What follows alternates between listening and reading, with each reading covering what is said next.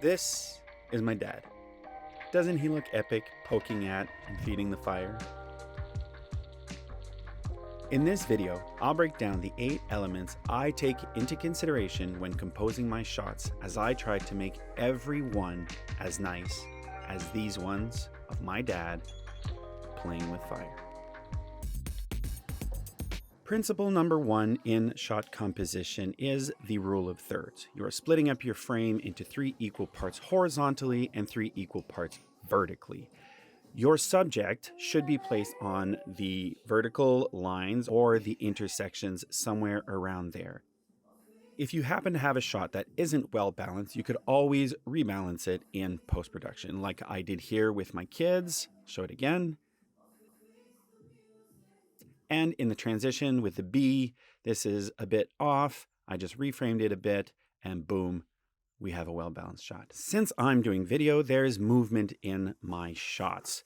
We'll talk about it later, but basically your movements still relate to the rule of thirds, as you can see here. If you're filming with something other than a point and shoot or a telephone, if you're filming with a mirrorless camera or a DSLR, you will be using lenses like these. Now, this is a fixed lens. This is a macro lens. It is a 35mm lens, which means it is fixed at 35mm.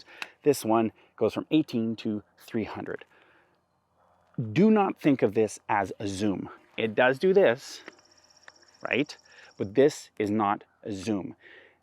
Your lens changes how your camera sees.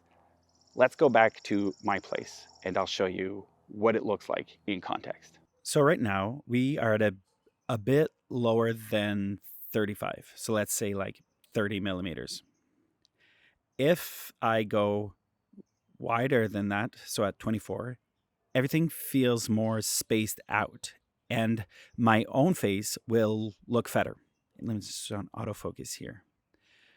So this is my face at 24mm. It's bigger than it is, than you would see it in reality. Because human eye sees, I find, around 40 to 50mm. Let me show you.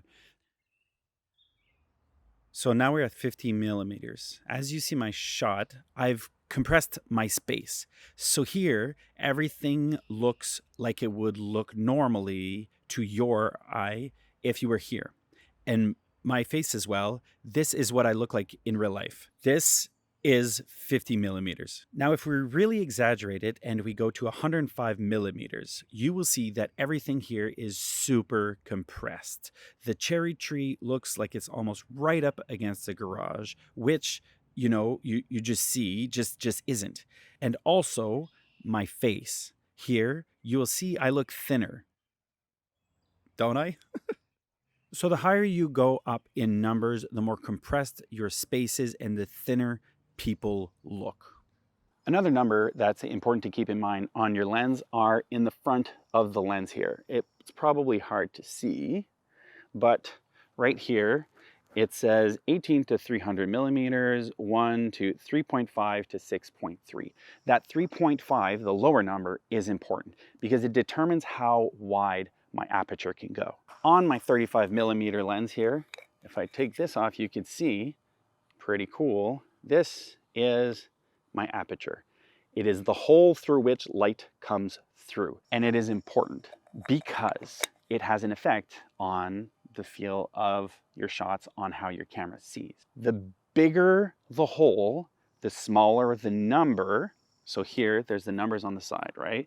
On this lens, this is a crazy lens. It goes from 1.5 to 22, right? 1.5 is when my aperture is wide open, and 22 is my aperture is really tiny. The tinier the hole, the less light comes through. That, you know, that's just logical. The bigger the hole, the more light comes through. What you might not know about is depth of field. So in this shot, for example, you can see that the background is blurred out. You can kind of see details, but really we're focused on my face. And that is because right now my aperture on this particular lens that I'm using now is at f4. So you could think f1.5, you might not think that's a big difference, but between 4 and 1.5 is a huge difference, right? If I use this lens right now, the whole background would be completely out of focus. You'd only see shapes. So your aperture is very important, again, because it changes how your camera sees and it changes the feel of your shot. You don't want to go too crazy, not too much, not too shallow a depth of field, but you know, a bit is nice and cinematic. If everything is in focus, it's amateur hour.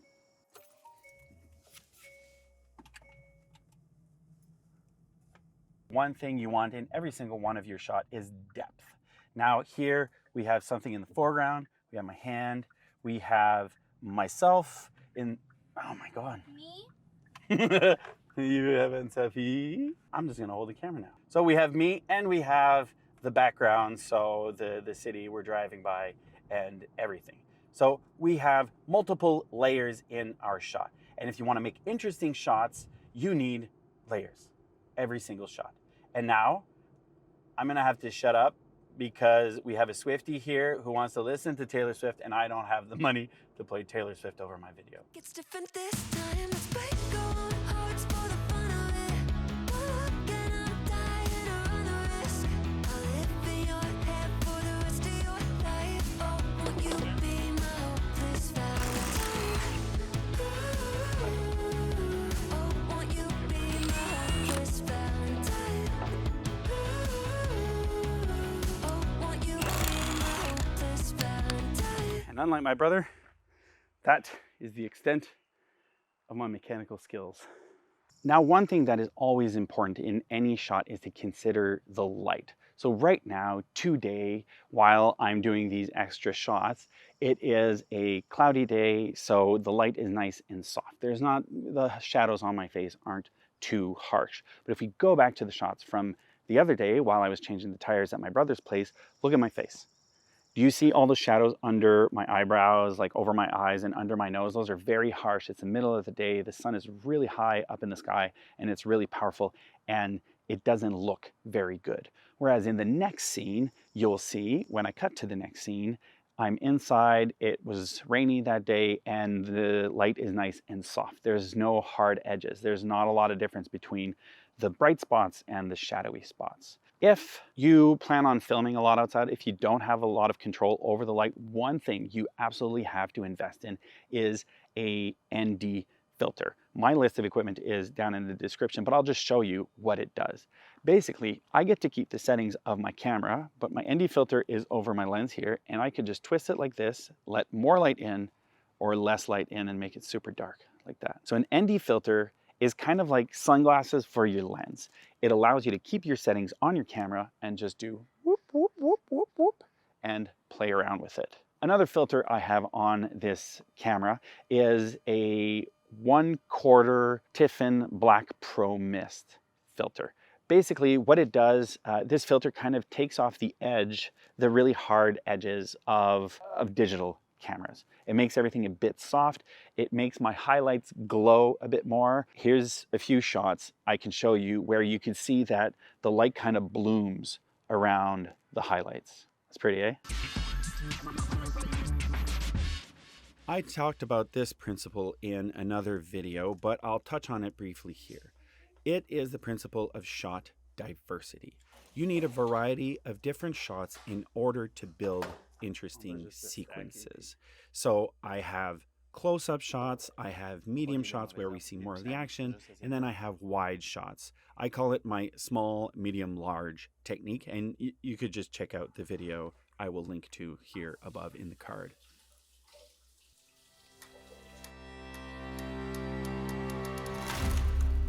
So while I wait for my daughter to be done her theater class, let's do a little lesson on the importance of audio. Rule number one, in any filmmaking, vlog making, whatever, bad video you could get away with. Bad audio, you cannot. Now, right now it's raining, so you've got this little patter on, but I am wearing a proper mic, right? This thing here, you may have noticed, we can really zoom in on my voice.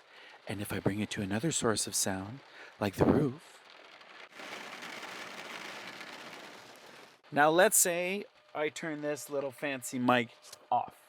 I am just gonna disconnect up here. Now this is not as good of a mic. This is just the internal microphone of my camera. Now let's say I do something even you shouldn't do. Open the windows and let in the sounds of everything around. In the rain today. You can hear it. There's sound coming from all over the place. The sound quality, I'm only going to know this in the edit, but the sound quality is probably terrible. So remember the rule. Bad video, you can get away with. Bad audio, never. Ever, ever, ever. Invest in a good microphone. Another thing that's important with good audio is when you ask people who've watched so far into your video, that you could be like, hey, if you like this video, you should like it because you've been watching it for a while. And if you like this, you'll like my other videos, so you should subscribe to my channel. And even more importantly, you should comment. Let me know if you have other questions. That is why good audio is important.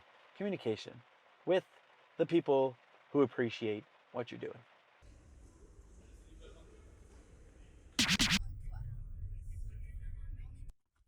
Cinematography differentiates itself from photography in movement, not only of the camera, but of the action in the sequence. Now, generally speaking, the more action there is in your sequence, the more movement there will be in your camera. Doing a good job there. Chef Ramsay should be taking notes from me. Your tripod is your friend, but handheld is fine. Just don't go crazy or else you'll make everyone nauseous with all of that movement. Soon to be married. Soon to be divorced. Statistically, I mean. You left my face! Handheld camera movements are nice to give that kind of natural feel to it. It makes it feel a bit more like you are in the action and not just watching something as an outsider. The last principle I will touch on is color. Now, on this particular day, we didn't have any golden hour, but I did have that time we call between dog and wolf. Essentially, it's that time just before it goes completely dark and there's still a bit of light in the sky. And the idea with dog and wolf is if you see a dog in the distance, you couldn't necessarily tell if it was a dog or if it was a wolf. So it's an ambiguous time in the day. Now, these shots respect the color wheel. Here's the color wheel, and as you see, blue and orange are opposite one another. So if you remember your high school art class, opposite colors are complementary colors. So orange and blue make for interesting shots.